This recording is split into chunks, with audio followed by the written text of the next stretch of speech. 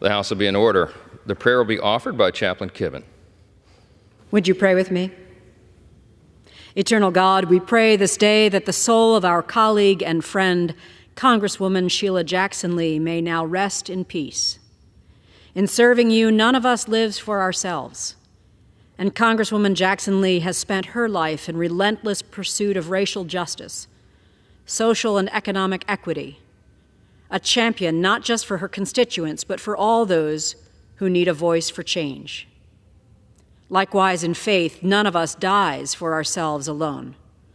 And though there are many who are now enduring deep grief for her loss, may our deep gratitude for her historic and trailblazing career serve as the seedbed for an enduring legacy of dedicated and impassioned service to this country.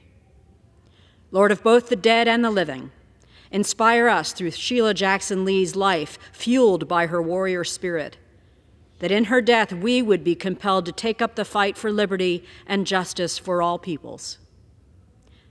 Grant Congresswoman Jackson Lee well-deserved rest from her labors, and may your good and faithful servant receive your own well done and the gift of your eternal reward. In the hope that is found in your name we pray. Amen.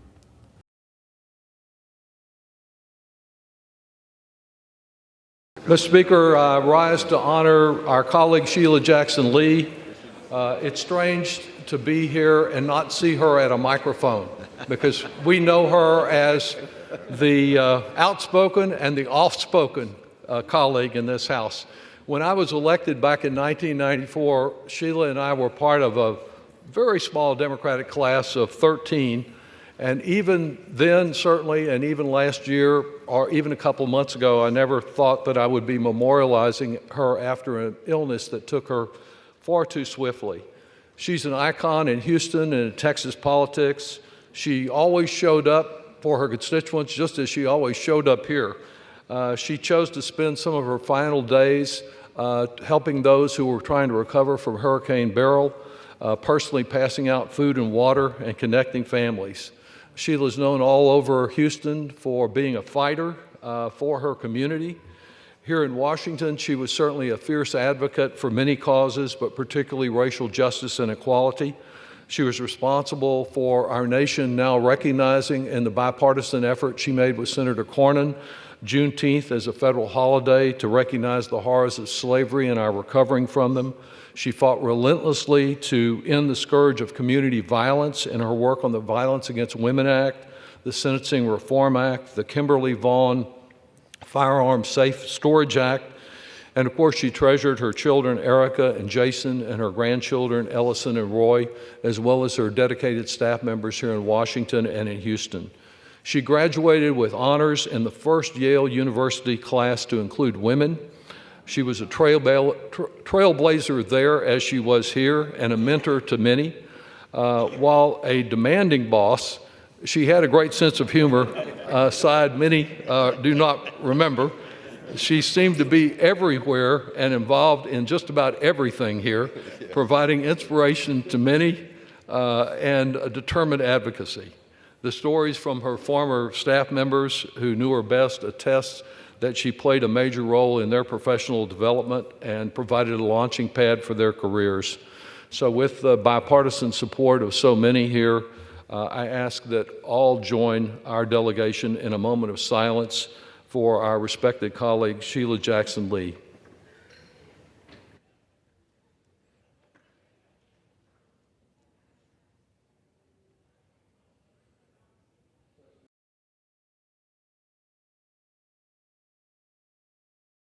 I must observe that consideration of this bill is bittersweet today because the House sponsor of FEPA was our late beloved colleague, Sheila Jackson Lee, who we lost just this past weekend.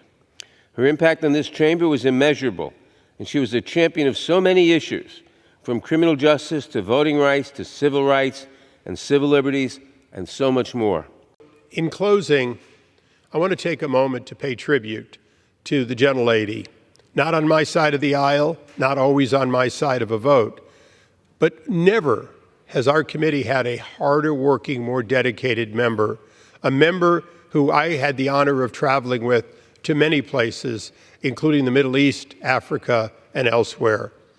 She would get up early, she would work late. She would add meetings on top of meetings, even on congressional delegations that seemed to be filled beyond the possibility of doing it all.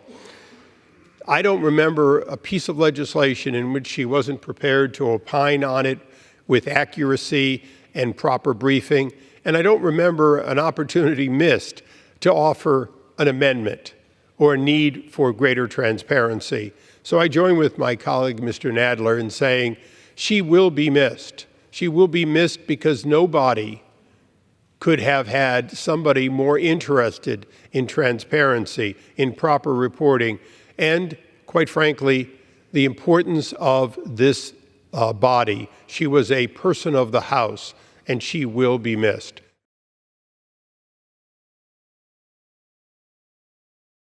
Madam Speaker, I ask unanimous consent that all members have 5 legislative days to revise and extend their remarks and include any extraneous material on the subject of this special order hour. It is with great honor that I rise today to anchor this. Thank you. It is with great honor that I rise today to anchor this CBC Special Order Hour. For the next 60 minutes, members of the CBC have an opportunity to honor Congresswoman Sheila Jackson Lee, an individual of great importance to Congressional Black Caucus, Congress, the constituents we represent, and Americans.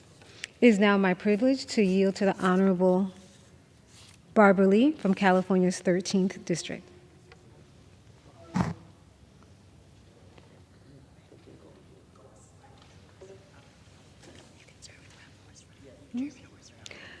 I'd like to now yield to Chairman Horsford. I'd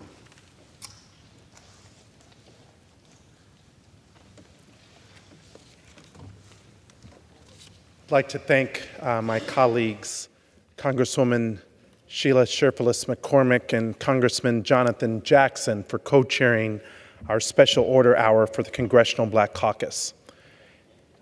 And I rise tonight with my colleagues of the Congressional Black Caucus with a heavy heart to pay my personal respects and to remember a woman who meant so much to this body. The loss that we all feel for our dear friend and colleague, Congresswoman Sheila Jackson Lee, is truly immeasurable. On behalf of the Congressional Black Caucus, I'd like to offer our sincerest condolences to Congresswoman Jackson Lee's husband, Elwin, her children, Jason and Erica, and the entire Lee family, and of course to her staff in Houston as well as here in Washington, D.C. For nearly 30 years, Congresswoman Jackson Lee served in this body with honor, integrity, loyalty, and her signature style. As chairman of the Congressional Black Caucus, it was a tremendous honor to be able to work with Congresswoman Jackson Lee each and every day. She is a woman of deep conviction. She was disciplined and principled. She was fearless in her face of challenge and adversity, and she always put her family, her community, and her country first. Her impact on Houston, the Congress, and the country will not soon be forgotten. From her time serving in the Houston City Council to her service here in the House of Representatives, she has advocated for social and economic justice and the advancement of the most marginalized. She made children and working families and the safety of our nation the cause of her life. From leading the George Floyd Justice and Policing Act legislation this Congress, to H.R. 40, the Commission to Study Reparations, to the Violence Against Women Act, to the Juneteenth National Independence Day Act, Congresswoman Jackson Lee was a bold and courageous leader who always worked to make her community a better place. I join my colleagues in honoring her memory and her legacy by continuing the fight for the issues she cared for the most. She was a patriot and a fighter to the very end, and this House was made better for her leadership. Words cannot express how deeply she will be missed by members of the Congressional Black Caucus, by the entire body, and by the constituents that she served. May God rest her soul. We love you, Congresswoman Sheila Jackson Lee. May you rest in peace. I yield back. Thank you, Mr. Chairman. It is now my privilege to yield to Congresswoman Barbara Lee.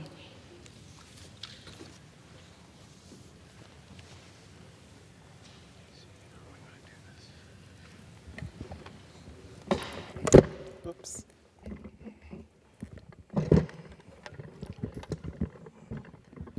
Let me first take a moment to thank Congresswoman Sheila Jackson for your leadership and for our chair of the Congressional Black Caucus and the entire Congressional Black Caucus tonight for leading this tribute to our colleague, our sister, and our friend.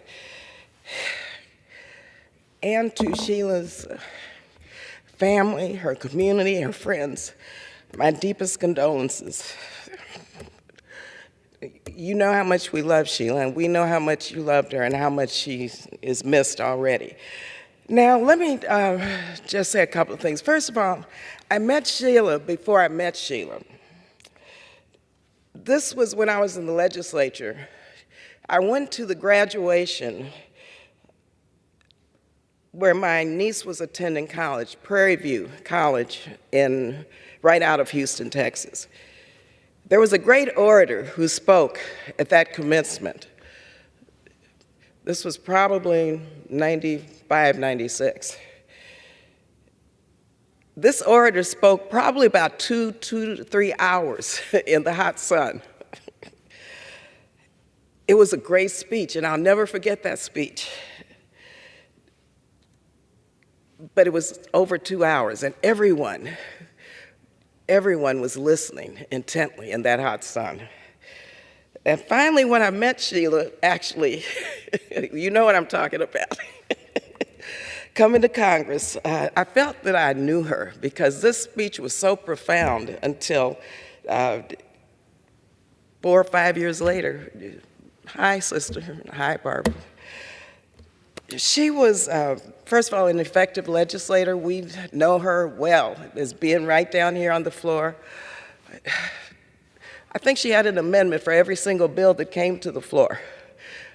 And they passed. She worked with Republicans. She worked with all of us. She was at the Rules Committee until midnight. She had more energy. But she was brilliant with her energy, and she knew how to effectuate legislative change and get bills passed. Of course, she led the effort for reparations, for the study and the development of reparations. She picked that bill up, H.R. 40, from our beloved John Conyers.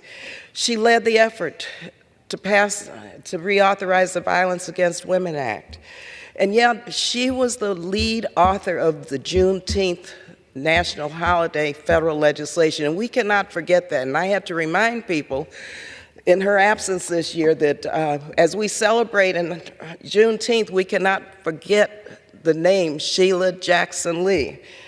You know, my grandfather and my great-grandmother, they were born in Galveston, and I had never visited Galveston until Sheila invited me to Galveston to be with her the first year that the legislation passed, and oh, what a reunion that was. And oh, to be with Sheila Jackson Lee in Galveston, Texas, was the highlight of that year for me. She also was a constituent advocate, and let me tell you, right after Katrina, members of the Congressional Black Caucus were in New Orleans. Sheila went back to Houston because she received so many evacuees, and she called me up and she said, Barbara, I don't care wherever you're going, you better come here to Houston. I said, yes, ma'am. So I went to Houston, and I saw how Sheila Jackson Lee, in many ways, ministered to these evacuees. She had me out there, and I was honored to be there with her, feeding people, clothing people, finding shelter, on the phones, being advocates.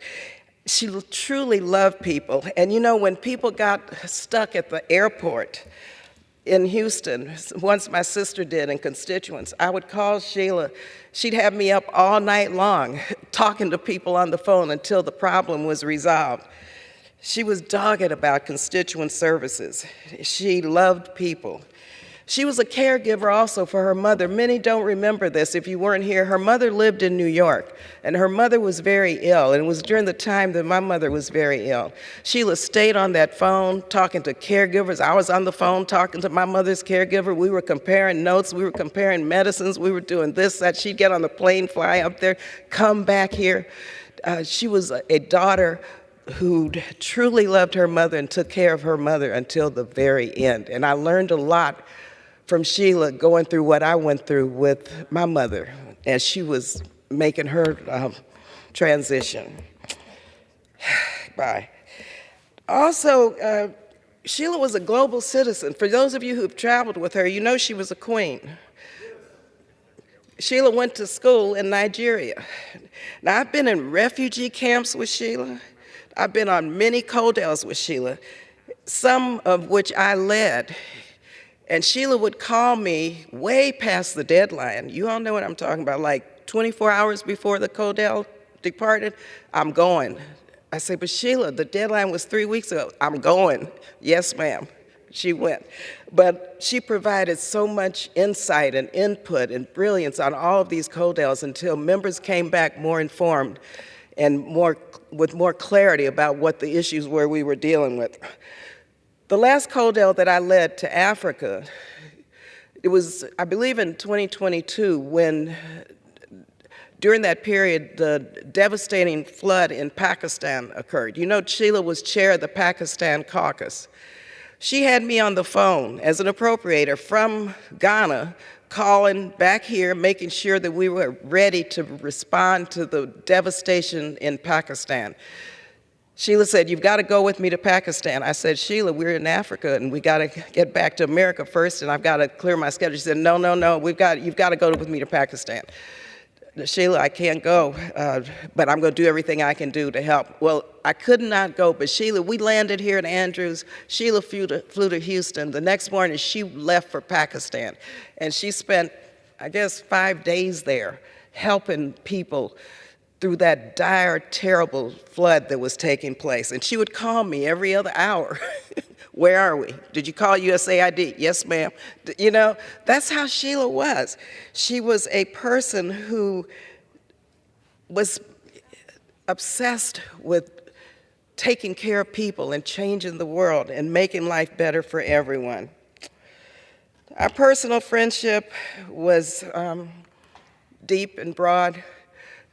You remember she received the John Lewis Award recently for the most amount of 1 minute. And she called me that morning. She says, Barbara, I can't be there, but I want you to accept this award for me. I said, Sheila, they're not going to let me accept an award for you. She said, just do like I would do and tell them you're going to accept it anyway. But that was Sheila. She would not take no for an answer. Also, finally, let me just say, I was her personal photographer. Many of you may have been also. Sheila wanted to make sure she was in every single picture, and if a real photographer wasn't around, she pulled me. And I was looking at my pictures. I have more pictures of Sheila than myself because she made sure she got those pictures taken. But they weren't necessarily for her. They were for her constituents, for her family, for her grandchildren, for her husband. She wanted people to know and to be informed about her work as their public servant. Sheila deserves to rest now. She was a force of nature. Her spirit will live forever. She was fearless, she was loving, she was powerful.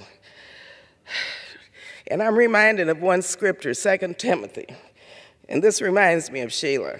For God did not give us the spirit of fear, but of power and of love and of a sound mind. May Sheila's soul rest in peace, may she rest in power, and may she rest. God bless you. Representative Lee. It is now my privilege to yield to Representative Yvette Clark.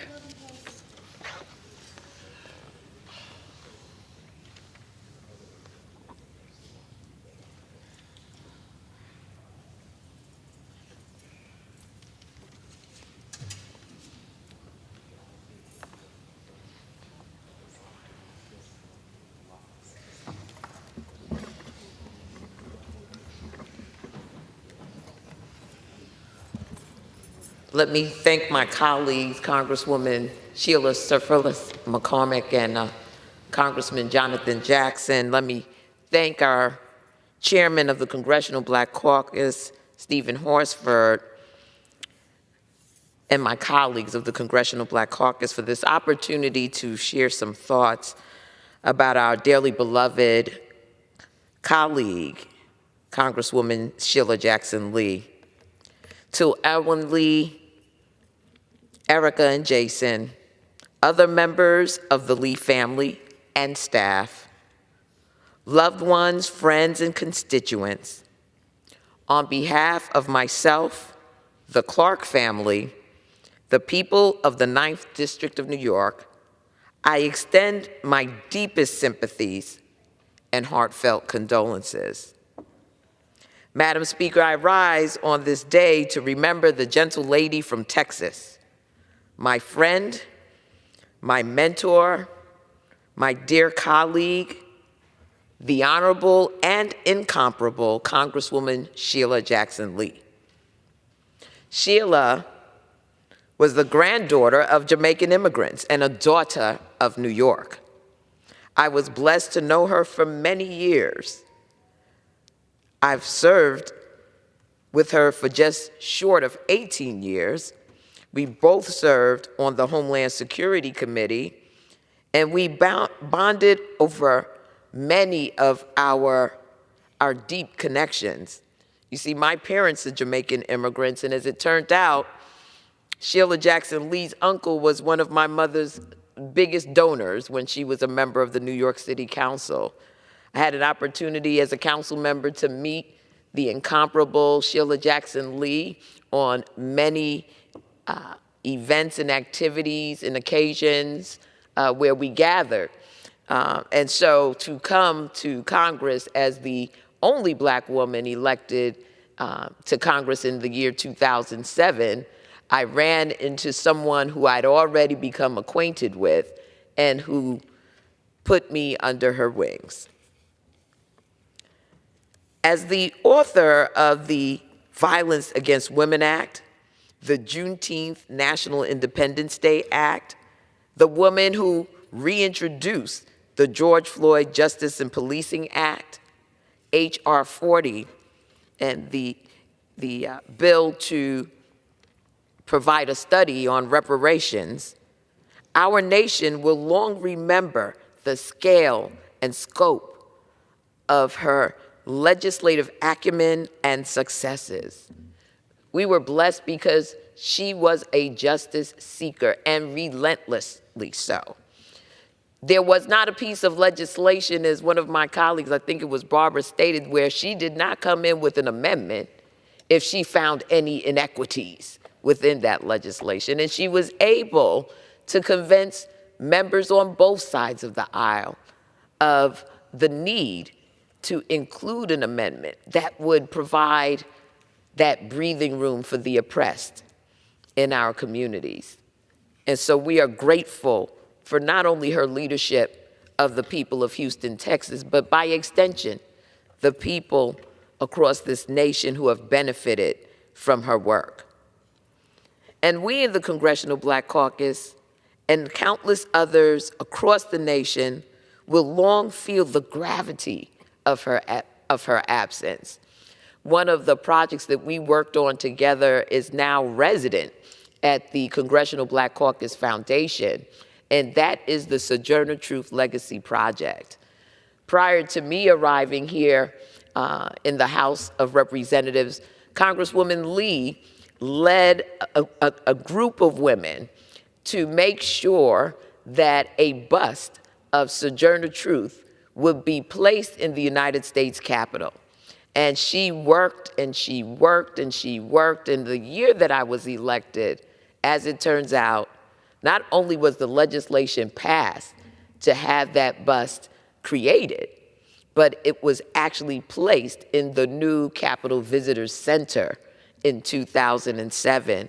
She was an integral part of establishing the Sojourner Truth Legacy Project at the Congressional Black Caucus Foundation, where we look at the work of Black women across this nation, those who are overlooked, who are marginalized, and lift them up for the great works that they do in our communities and across the nation, in every community. And so we will miss her counsel. She often spoke about the struggle to establish that bust, which was the presence and the essence of Black women's power in this Capitol. And we're forever grateful to Sheila for her tenacity and her audacity, that she was a warrior. She was a true representative and an advocate of and for the people, who devoted all of her talent, intellect, expertise, and energy to the people. And whatever moments of hardship and uncertainty lie ahead, may we all draw strength from her memory and her legacy. I pray that my sister, the Honorable Sheila Jackson Lee, rests in peace, and that she rests in power. And to, again, her staff members who have been loyal to her, who have worked hard because she worked harder to make a difference in this body, I extend to you, on behalf of the people of the 9th District of New York, the Clark family, and of course, myself, my deepest sympathies and heartfelt condolences. With that, I yield back. Thank you. It's my privilege to yield to the Honorable Representative Hank Johnson from Georgia's 4th District.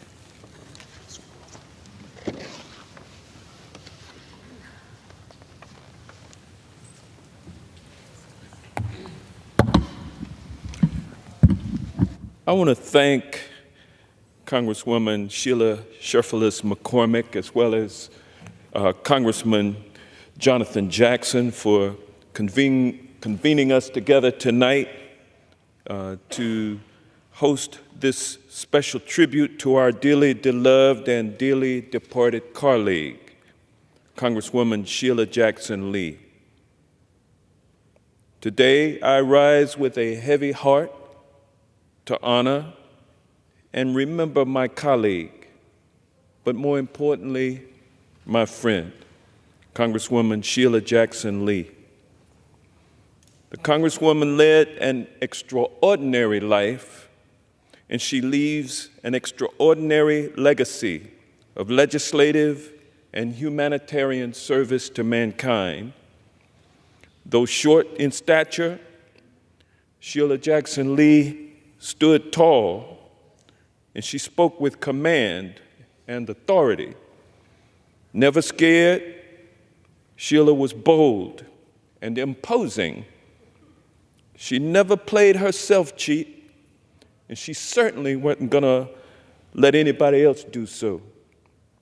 She was a taskmaster to all who worked for her, and that included whether or not you were paid or just volunteering. And the good thing about it is that when you left her office to go work for someone else, they knew, and it was easy for you to get a job because they knew that you had been trained by fire, you had been forged by fire and trained by the best. And so you did not have a problem with getting a job, and you did a good job because you had been trained. Like her constituents, I often found myself calling her Congresswoman. I had great respect for her, and she was a dear friend who inspired me and countless others with her unwavering dedication, spirit, and strong work ethic.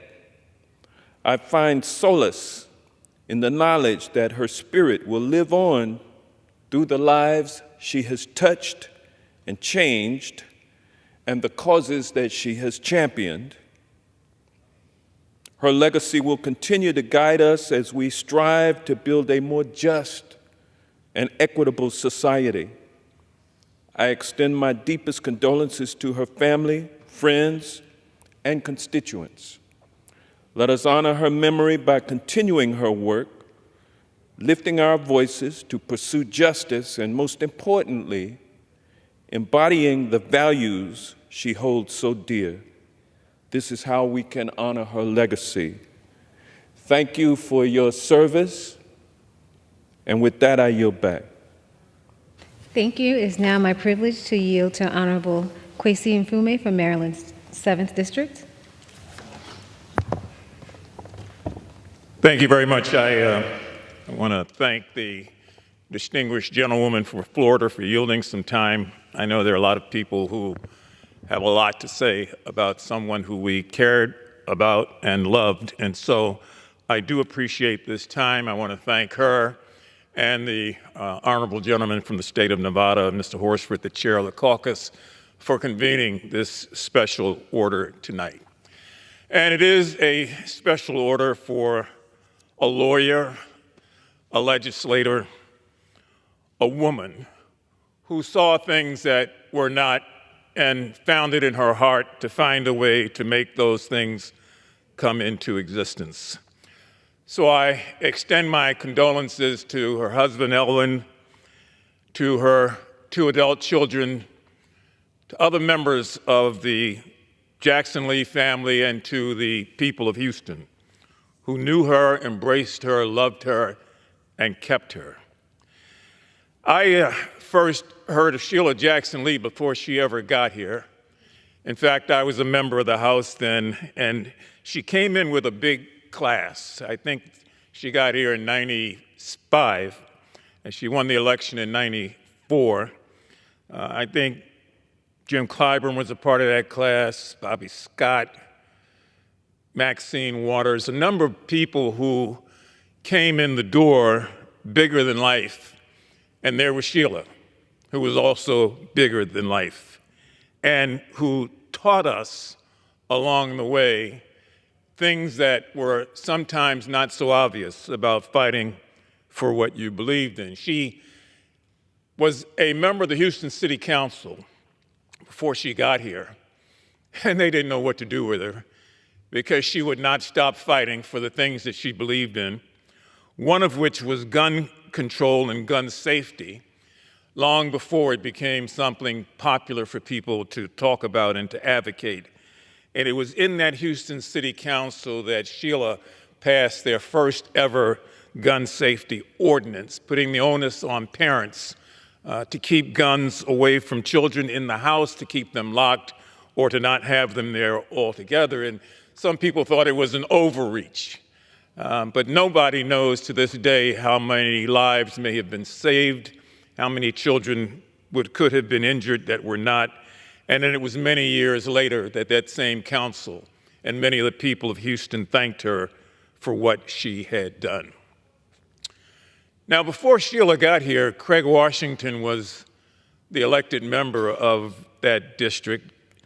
And in his first term, Sheila challenged him for the congressional seat. She said, "I need your support." I said, "Well, Sheila, Craig just supported me to be chair of the Black Caucus 2 years ago. I can't turn my back on him." She said, "Well, don't turn your back, turn your front. Just stay out of it." I said, "Okay, I'm going to stay out of it." And everybody said she couldn't do it. You can't beat Craig Washington. And we all know how that story concluded. So when she came here and took the oath of office, I, like so many others, gave her a great big hug, because I knew that not just the Congressional Black Caucus, but the Congress in general was going to be made better because of her indefatigable spirit. Sheila was a woman that never rested. I mean, you could walk the halls here at midnight and see her hanging out at a Rules Committee meeting, trying to make sure she could get an amendment in and trying to make sure she could find a way to make a difference. Now, I remember that first year of 95 when she got here, she went up to Charlie Rangel and said, "I want to know everything you knew about Barbara Jordan." And Charlie said, "Well, you did know Barbara, right?" She said, "Yes, I loved her and admired her, but you know what I don't know because you served with her. So tell me all about the way she was here and how she made a real difference." And then she came over to me afterwards and said, and I want you to stay here because I want you to tell me all about Mickey Leland. She said, you served with him, you and Mickey were buddies, and you sat with him the night before he left to take that flight that he never came back on. I want to know what you talked about and what's going to happen now that he's gone and I'm here, and how do I find a way, like with Barbara Jordan, to make a real difference in this house. Her spirit was irrepressible. She had a personality that was all her own. The word was that witnesses coming before the Judiciary Committee didn't want to come before the Judiciary Committee if they were wrong, because they knew as a trained lawyer, she would find a way to pick them apart. And she did over and over again. And she did it not for herself, but to have the truth come out and to make sure that the testimony was something that people could build on and learn from. She worked so hard. I'm looking at this white bouquet of flowers, and I almost picked it up and walked it over to that aisle on the edge where every year, every president that came down that aisle had to shake the hand and say hello to and pay some homage to Sheila Jackson Lee. So we loved her, we still love her, and we will always love her. She was a worker who made all of us around her work harder, and we are all so much better because of the fact that she served here. Now, our dear friend Don Payne Jr. passed away a couple of months ago, and many of us went to Newark for the funeral. It was a tough loss, just like this is. I had served with his dad, and so it was especially tough for me because his dad and I were buddies. But I point now to Congressman Jackson of Illinois, who I said that day, thank you so much for taking care of Sheila. She could barely get up to Newark with us, but she cared so much about paying tribute and honor to someone she worked with and cared about that she found a way, barely walking, to get on that plane, to go to that funeral, and to come back. And I commended Congressman Jackson for taking the time to do all that he could to make her trip better and to keep her safe from all that could have gone on, not so much on the trip, but in terms of her health, because we all knew that she was declining and we didn't know what was going on. So thank you, Jonathan, for that. My thanks to all the members of the caucus who are here, all of which have stories about Sheila and our love for her. And I can tell you, because I feel it, her spirit will remain in this place for a long, long time to come. Every time somebody says Juneteenth, they're going to say Sheila Jackson Lee, or reparations Sheila Jackson Lee, because she would run behind us, have you signed on to HR 40 yet? And we'd say yes, and she'd say, go get me 2 others. So again, thank you so much for yielding. My thanks to all of you from the caucus who are here. Congresswoman Lee, thank you for reminding us of some stories that we had long since forgotten, and I yield back the balance of my time. Thank you. Thank you. It's my privilege to yield to the Honorable Assistant Leader, Joe Neguse.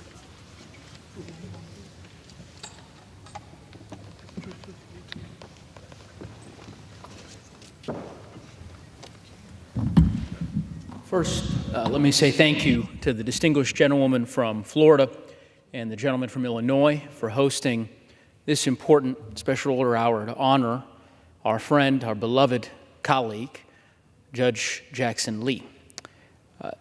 It's a blessing to be able to serve in the People's House with giants.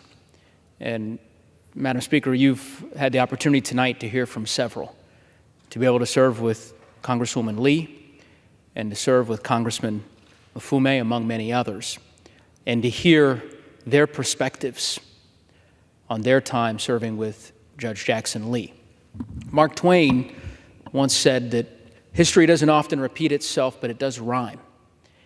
And as Mr. Mfume was describing the late Judge Jackson Lee and her adulation and respect and admiration for Barbara Jordan, the first black woman to ever be elected to the United States Congress from the state of Texas, I was reminded of a story, which is that at the end of her life, Congresswoman Jordan, she had a bone-deep devotion to the Constitution, bone-deep devotion and faith in the Constitution, which was shown on full display during her service in the Congress, in particular during the Watergate proceedings.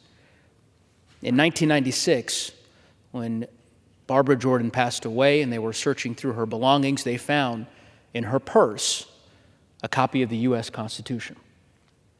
And I can see as clear as day right now our friend, Judge Jackson Lee, on the Judiciary Committee, where myself and Representative Johnson and others had the privilege to serve with her.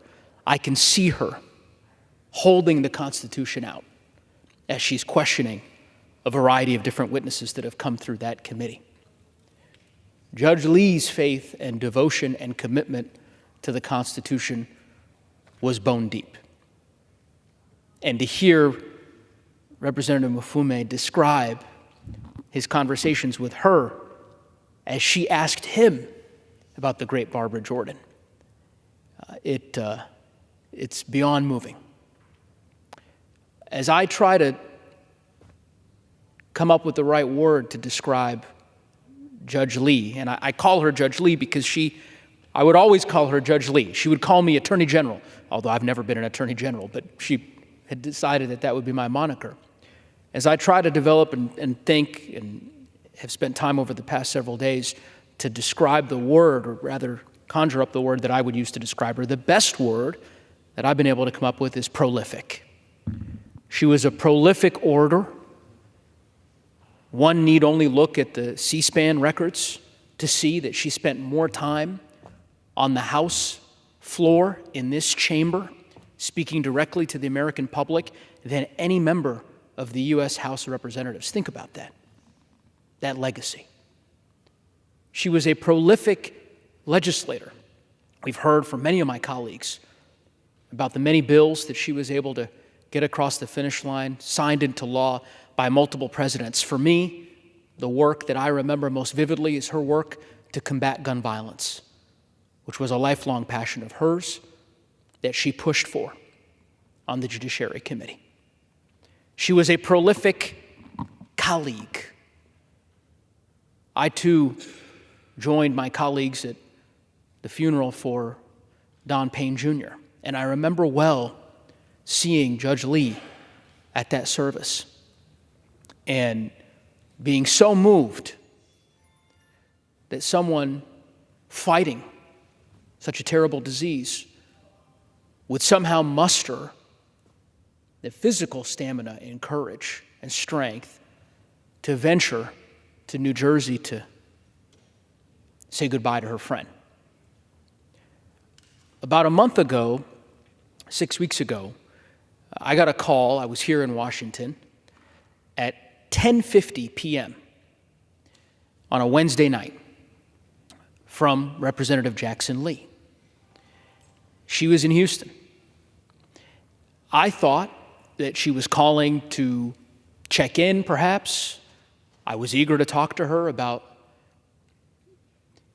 her fight against cancer. She had fought so valiantly, as Representative Barbara Lee articulated earlier, in her first bout with breast cancer over a decade before.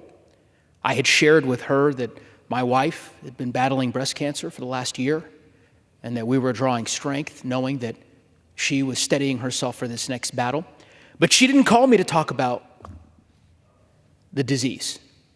She called to harangue me about a press conference that was scheduled for the next day, that she was eager to solicit my help in securing speakers for, an important bill that she intended to roll out, notwithstanding whatever physical ailments she might have been fighting at the moment.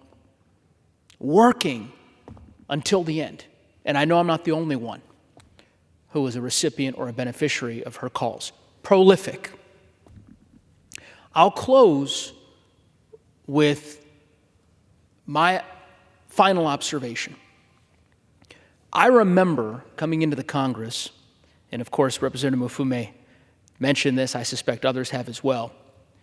One of my first images of Judge Jackson Lee was her sitting here, right next to the main entryway to this august chamber during the State of the Union address. Without fail, every year, she would be seated right here.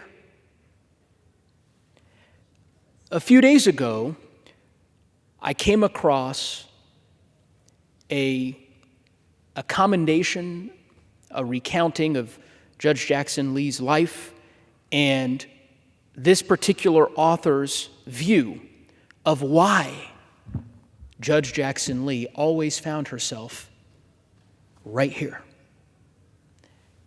Their view, their belief, their theory was that for a black woman representing tens of millions of people from the state of Texas, a woman who was in one of the first co-ed classes at Yale, one of the first black women to matriculate from that institution. It was important to her that others see her, that young black women, like my 6-year-old daughter, could see her, could be inspired by her, could know that if they worked hard enough, they too could find themselves shaking the hand of every president for the better part of the last quarter century. And reading that, it all made sense. Godspeed, Judge Lee. Thank you for your service to our country. Your family is in our prayers. I yield back. Thank you. It's now my privilege to yield to Representative Ayanna Pressley from Massachusetts.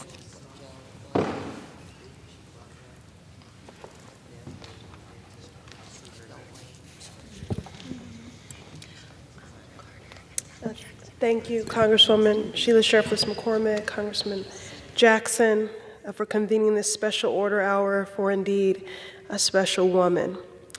I rise to celebrate the life and legacy of Congresswoman Sheila Jackson Lee of Texas' 18th District, legislator, scholar, orator, truth teller, and justice seeker.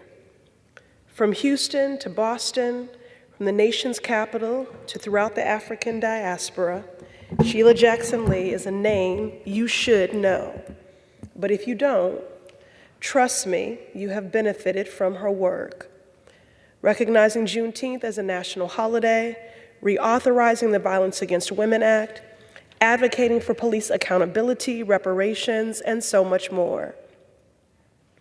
Congresswoman Sheila Jackson Lee will always be remembered as a force to be reckoned with, who loved her constituents dearly and represented them with sincerity. I can see her now in my mind's eye, folders full of notes spilling over, research, question lines, floor statements, multiple bags, and layered clothing. A colorful scarf to beat the chill and show her own unique style. And always, her hair in a regally braided crown. With nearly 30 years of service in Congress, she spent every moment working towards progress. In our final text exchange before her transition to ancestors, she said to me, "Keep working on our priorities. We cannot give up." So in her memory, alongside my colleagues in the Congressional Black Caucus, her staff, current and former, her constituents, and her family, we will continue the fight for justice. SJL, I already miss your rich and powerful voice, but most of all, I'll miss how you used it for the people. Rest in peace and power.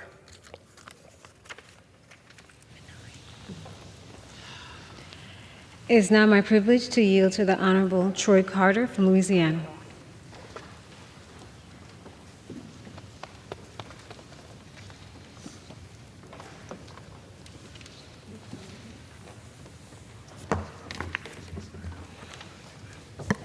Thank you very much, my esteemed colleagues, for the opportunity to be here.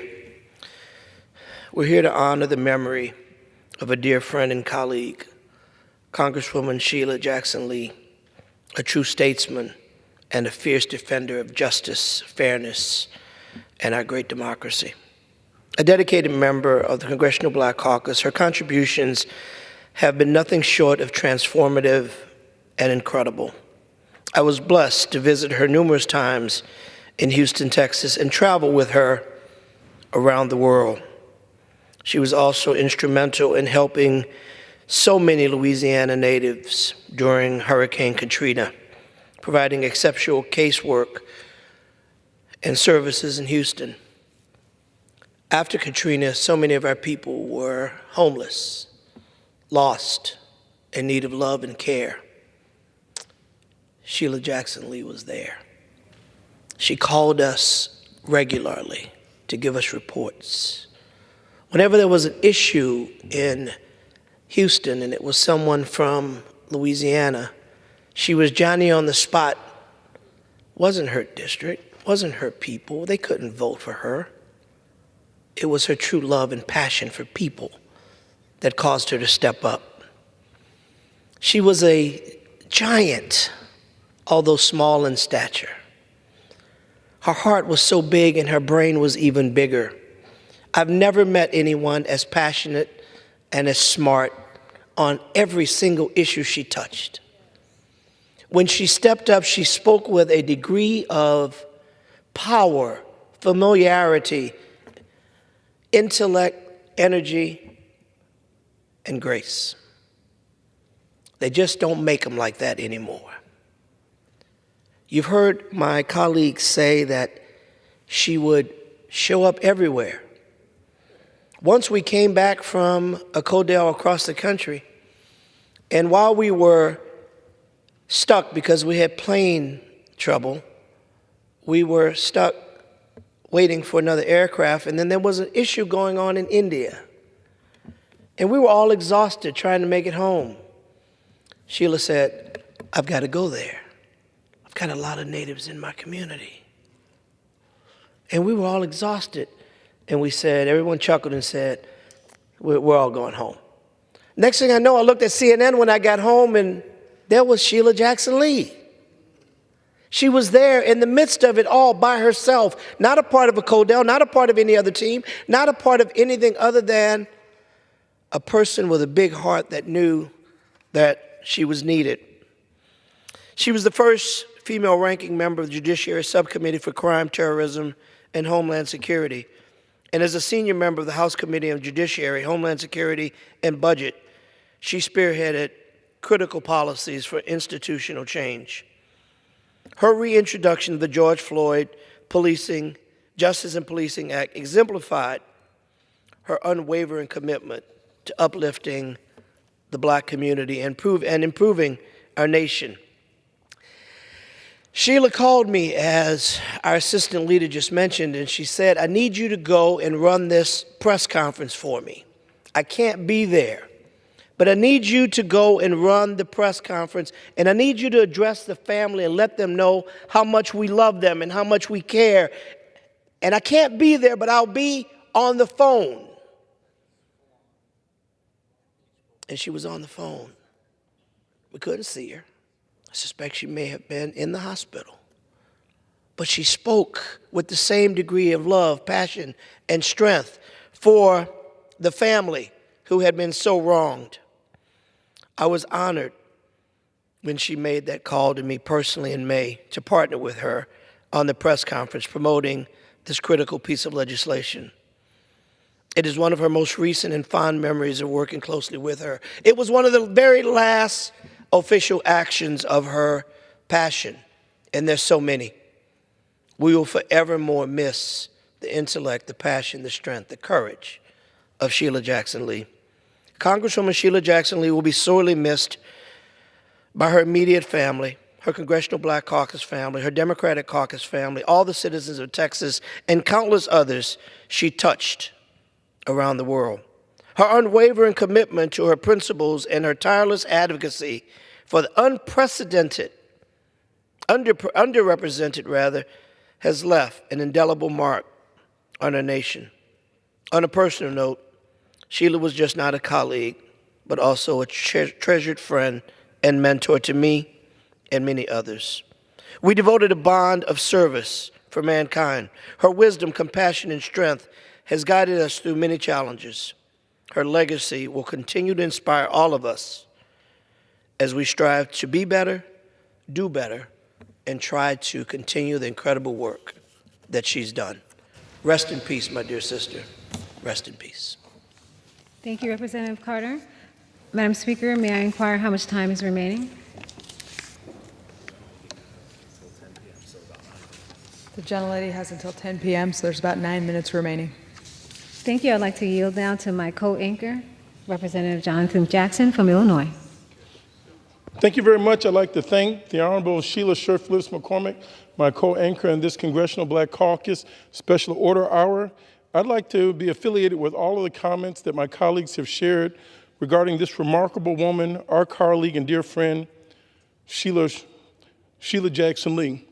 Madam Speaker, I rise tonight to lend my voice to the chorus of those who have gathered in this chamber to honor and give mournful recompense to the life and legacy of Congresswoman Sheila Jackson Lee, a woman of such grave significance who even in repose remains a towering figure among us. Sheila Jackson Lee was no shrinking violet. She was no harbinger of demure expectations, and she did not cower in the face of adversity, nor did she retreat in the midst of a storm. Sheila Jackson Lee did not do as some have already done, namely get elected to political office and forget where they come from. Sheila Jackson Lee carried the people of Houston with her because her dreams were their dreams too. Their adversities were her adversities too. And she wanted for them, she no less, and likewise wanted for herself. Here is a woman who in her lifetime had to deal with policies, who told her she had to sit in the back of a bus. And she went from having people tell her she had to go through the back door to being a member of Congress who passed laws to make America a better place for all people. She lived long enough to see President Barack Obama ascend to the presidency. She lived long enough to see a Supreme Court Justice in a Ketanji Brown elevated to the Supreme Court. And she was just a few days away from living to see Vice President Harris selected to be the Democratic nominee for the presidency of the United States. What a life, what a witness, what a legacy. Tonight I say to you, a mighty oak has fallen. I shared so many evenings and days and times with Congresswoman Lee. My heart is filled, and I thank God for having come this way. I felt in many ways, in the words of the book of Animal Farms, all animals are equal and some are more equal. I'd never looked at myself as a peer of Congresswoman Sheila Jackson Lee. I was honored to carry her bags. I was honored to walk beside her. I was honored to be in the midst of her company. And I thank God for having put me in a place where I could be from afar and then in my lifetime be able to work up close and hand in hand with her. And there in this place where she will no longer stand lives a hole that will never be filled in this chamber. Because while none of us are indispensable, some of us can never be replaced. That is the legacy of Sheila Jackson Lee. This is the brightness of the one who we remember, who in death has become both the singer and the song. So let the word go forth from this time and place that Sheila Jackson Lee was a steel magnolia, one of the daughters of thunder, a woman of such invention and personal power that you could hear the sound of the oceans gathering in her voice. voice. She was, she is, and she will always be one of the great gifts of the African American community to the future of America. And tonight we remember her. Tonight we sit upon the ground and tell sad stories, and we laugh and joke about the death of a queen here in this chamber. And under the canopy of this temple of democracy, we dare to make letters of her once and glorious life. From serving as the first female ranking member of the Judiciary Subcommittee for Crime, Terrorism, and Homeland Security, Sheila's talents made room for herself. She will be missed, she will be mourned, she will be lamented. But now she belongs to the ages. And like Barbara Jordan, Shirley Chisholm, John Lewis, and Donald Payne, she will be watching over us. Sleep on, my sister. You deserve your race. You have won the race. God will bless you. I yield back my time to the Honorable Sheila Sherfulus McCormick. Thank you so much. I yield the rest of the time to myself. The nation mourns the loss of a tireless advocate for justice and a beacon of hope for so many. Congresswoman Sheila Jackson Lee was not just a member of Congress, she was a force of nature, a relentless champion for civil rights and a voice for the voiceless. For nearly 3 decades, Congresswoman Sheila Jackson Lee's work in this chamber showcased her unwavering commitment to justice and equality. Her reintroduction of the George Floyd Justice and Policing Act is just one example of her dedication to fight for equal justice. This bill, which I was so proud to co-sponsor, aimed to hold law enforcement accountable, improving training, and rebuilding the trust of the communities they serve. It is a testament to her vision for a fairer and more just America. Congresswoman Sheila Jackson Lee believed deeply in the power of the federal government to enact meaningful reform. She knew that while no single policy could erase decades of systemic racism, it was imperative to take bold steps towards structural change. Her legacy will be felt in every stride we make towards justice. To me, Sheila Jackson Lee was the originator. We always joked around when she said, she's the first Sheila, I'm the second Sheila. And I always said, Sheila, you're the originator. Every time she saw me, she was like, do you need anything? I remember when I last spoke to her, I said, Sheila,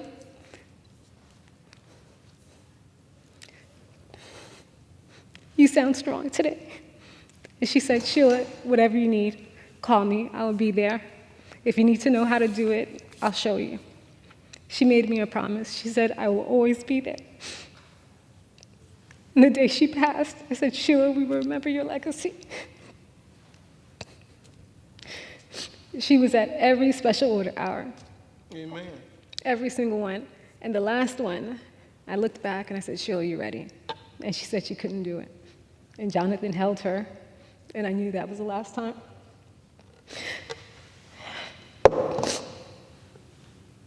Rest in power, Congresswoman Sheila Jackson Lee. I yield back.